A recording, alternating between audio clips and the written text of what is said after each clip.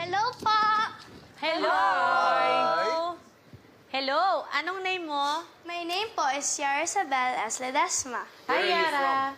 Bacolod po. Bukod sa pagkanta, ano pa yung mga hilig mong gawin? Journalism po because I want to inform other people what is happening not only in our country but other countries as well. Pwede siya ring maging isang newscaster. Kasi tuloy-tuloy, yung pagsalita niya. Klaro. How about the storm that beginning to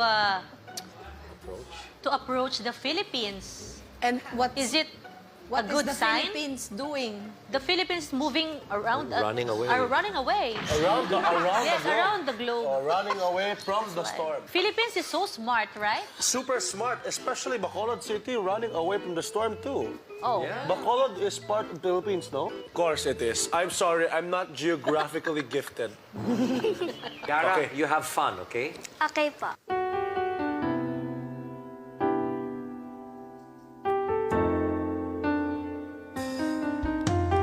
At ako pa ba'y iibigin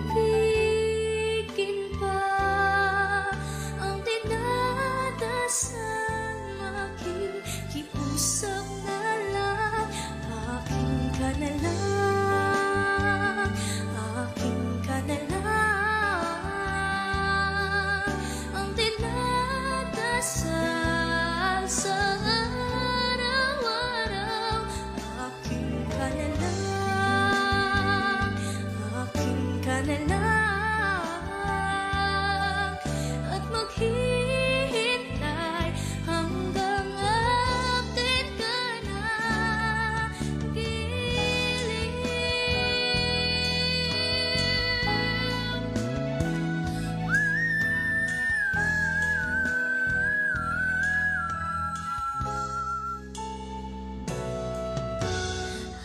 At ako pa ba'y ibigin pa ang dinadasal makikiusap na lang aking ka na lang giliw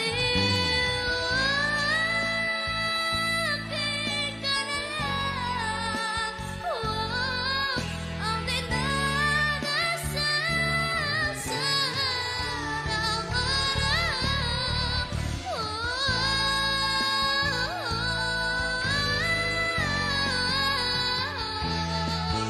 at maghihintay hanggang akin ka na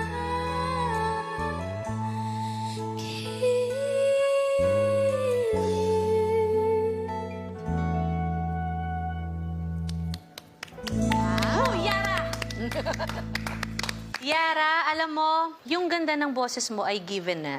Kaya lang, sa performance mo ngayon, parang hindi ako masyadong kumapit. May mga parte ng pagkanta mo na medyo alanganin talaga. Kapag meron kang kakantahin na isang song, pwede ka naman gumawa ng sarili mong style kung alam mong hindi ka komportable. Yung boses mo, pag ibang kanta, kinanta mo, kunyari yung kantang easy lang, yung pa-chill lang, palagay ko mas magiging komportable ako. Kaso ito yung kinanta mo, na kahit na sabihin mo, kaya ko naman abutin yan eh, pero dapat abutin sa tamang paraan. So minsan, natatamaan mo, minsan hindi mo natatamaan. Pero pwede pa natin ayusin yan. For me, your voice is it's so clear. Kaya every little bit of flat or sharp we can hear because your voice is so clear, and that's a good thing. You need to improve on your high notes though. Although I like that you have that whistle, it's good to have it para siyang accent. You don't have to use it all the time. Yeah. Enjoy sa performance mo naman. Overall, you have a good vocal quality. And just for that alone, I think you have a lot of improvement that you need to do. And I would love to see your growth dito sa Idol Kids Philippines. So, I will vote yes. Wow! Thank you po. For now, Yara, I will say no.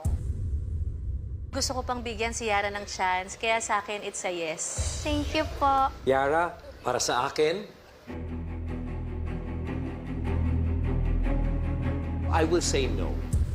Pero, I believe, nahahanapan mo talaga, gagawin mo talaga yung homework mo. Yes. At hahanapin mo talaga yung mga kanta na bagay sa'yo. Okay? Okay po. Thank you. Thank you so much, Yara. Thank you din po. Salamat. Bye, Yara. Thank you po. Hi, Yara. Hello. Hello. Nag-enjoy ka ba sa loob? Yun ang important. Oh, good. Baunin mo lahat ng mga sinabi natin. That's okay. That's okay, baby. It's okay. It's okay.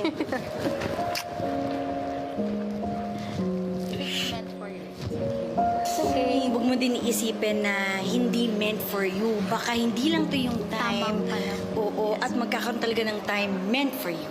Okay?